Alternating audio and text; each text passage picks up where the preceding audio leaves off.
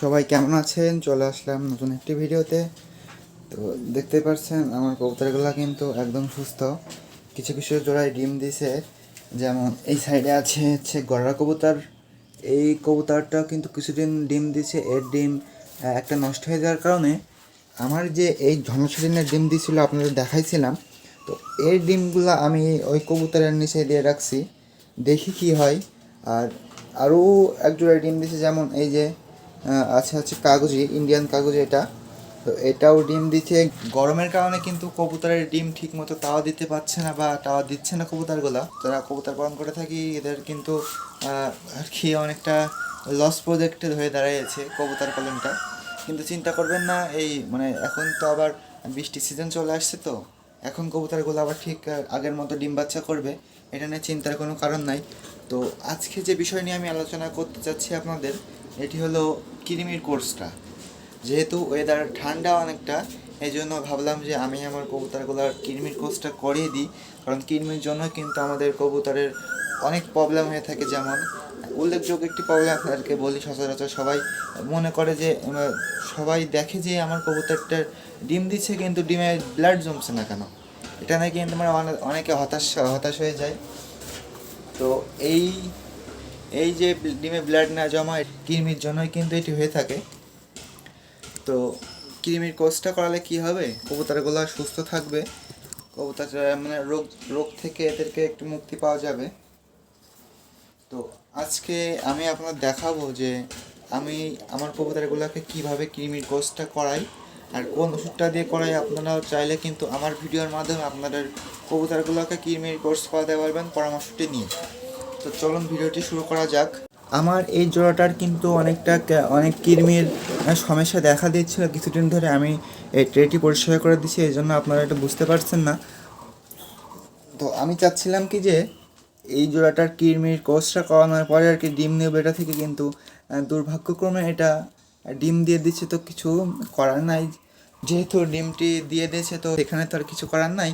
তো এখন দেখবো যে কৃমির কোর্সটা করানোর পরেও আর কি ডিমে ঠিকমতো ব্লাড জমে কি না। যদি ঠিক কোর্সটা করানোর পরও ব্লাড না জমে তাহলে কিন্তু আমি এই পেয়ারটি চেঞ্জ করব, মানে এতে হয়তো নটটা চেঞ্জ করবো না, মাদিটা চেঞ্জ করবো। যে ওষুধটা দেখছেন এটার নাম প্যারাভেট। তো এটা যে কোনো ভেটেরিনারি দোকানে আপনারা পেয়ে যাবেন। তো আমি কিন্তু আমার কবুতরগুলোকে এই প্যারাভেট দিয়ে কৃমির কোর্সটা করাবো।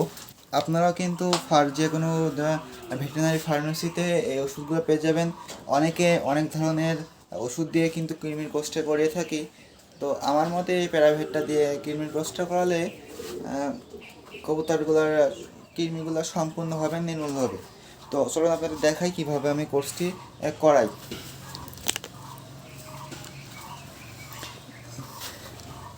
এই যে বালতিতে দেখছেন এটা কিন্তু 5 লিটার পানি আছে। তো আমার কবুতরগুলা কিন্তু এই কবুতরগুলা এখানে যেগুলো আছে এইগুলো ছাড়াও কিন্তু আরও অনেক কবুতর আছে। এই জন্য আমি এই বালতিতে 5 লিটার পানি নিচ্ছি, যাতে একবার ওষুধটি গলিয়ে সব কবুতরগুলোকে দিতে পারি। তো এটা দেওয়ার নিয়ম কিন্তু আপনার লিটারে 1 গ্রাম করে। চলুন ওষুধটি খুলে এটাকে মিক্সড করে নিই। তো আপনারা চেষ্টা করবেন এমন একটি চামচ ভেটেরিনারি দোকান থেকে সংগ্রহ করে নেওয়ার, কারণ এই চামচটা কিন্তু আমরা যে কবুতর পালন করে থাকি এদের ক্ষেত্রে অনেকটা দরকার। এই কবুতরের কিন্তু ওষুধের পরিমাণটা একটু বেশি হয়ে গেলে কিন্তু ওষুধ থেকে আবার উপকার নেবে, আমরা অপকার পেয়ে যেতে পারি। কিন্তু এই জন্য কিন্তু আমাদের এমন একটি চামচ দোকান থেকে সংগ্রহ করতে হবে। তো আমার যেহেতু এখানে 5 লিটার পানি নিয়েছি, এই জন্য আমাকে 5 গ্রাম পাউডার নিতে হবে। এটা থেকে 2 3 4 5 দেখতে পাচ্ছেন আমি কিন্তু এটাতে 5 গ্রাম পাউডার নিয়ে নিয়েছি। তো আপনারা কিন্তু এমন যখন কৃমির কোর্সটা করাবেন তো চেষ্টা করবেন আর হচ্ছে যে এমন একটি চামচ আগে সংগ্রহ করে নিয়ে তারপরে ওষুধটি পরিমাণ মতো মেপে তারপরে ওষুধটি দেওয়ার। নাহলে কিন্তু ওষুধের পরিমাণটা বেশি হয়ে গেলে সমস্যা দেখা দিতে পারে। ওষুধটি এই পানিতে দিয়ে দিচ্ছি এবং ওষুধটিকে ভালোভাবে গুলিয়ে মিক্সড করে নেবেন। ওষুধটি পাউডারটি পানিতে দেওয়ার পরে পানিটি ভালোভাবে হাত দিয়ে মিক্সড করে নেবেন যাতে ওষুধগুলো পানির সাথে মিক্সড হয়ে যায়। তো যেহেতু আমি একা ভিডিও করছি সেই জন্য আর আপনাদের পানিটি পরিবেশন করা কবুতরকে পরিবেশন করে এটি দেখাতে পাচ্ছি না, জন্য আমি কবুতরকে পানিটি দিয়ে নিই। দেখতেই পারছেন আমার কবুতরের পানির ট্রেগুলো কিন্তু ফাঁকা হয়ে আছে, পানি দিয়ে নাই। এখন পানি দিব, আগে পানিটা দিয়ে নিই এদেরকে, তারপরে আপনাদের সাথে কথা বলি। আপনারা দেখতে পাচ্ছেন আমি কিন্তু ওষুধ মিশ্রিত পানিটি কবুতরকে পরিবেশন করে দিচ্ছি। এটা ঠিক 6 ঘন্টা পরে এই পানিটি ছড়িয়ে দিতে হবে। এই যে এই সাইডে দেখছেন পানি খাওয়ার জন্য কিন্তু কবুতরটি চলে আসছে।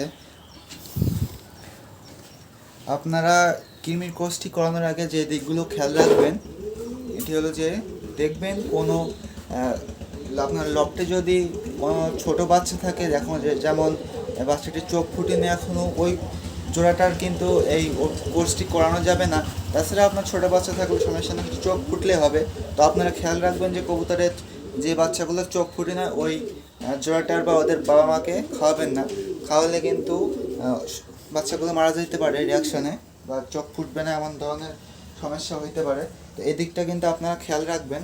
আর তাছাড়া এমনি কিন্তু সব কবুতরেরই কৃমির টোস্টটা করালে কিন্তু সমস্যা হবে না। আর যে দিকটা খেয়াল রাখবেন আগে এটি হলো ওয়েদার।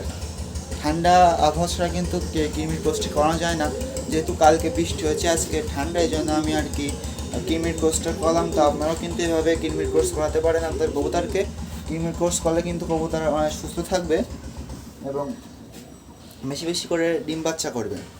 তো যেহেতু আমি নতুন ভিডিও করছি, আমার অনেক ধরনের ভুল ত্রুটি হতে পারে। আমি কিন্তু আমার কবুতরের কী চিকিৎসা দিই এবং কীভাবে ফার্মটি পরিচালনা করছি এটি কিন্তু আপনাদের মাঝে তুলে ধরার চেষ্টা করি। তো যারা এখনও আমার চ্যানেলটি সাবস্ক্রাইব করেন না তারা সাবস্ক্রাইব করে আমাকে সাপোর্ট করবেন, বেশি বেশি করে সাপোর্ট করবেন, লাইক কমেন্ট শেয়ার করে আমার ভিডিওগুলোকে আপনাদের বন্ধুদের দেখার সুযোগ করে দেবেন। তো আজকে আমার কবুতরকে কৃমির কোর্স করালাম। তো সামনের ভিডিওতে আমার ফার্মে কী করি এটি আপনাদের দেখাবো। তো আজকের মতো এখানে ভিডিওটি শেষ করছি। সবাই ভালো থাকবেন।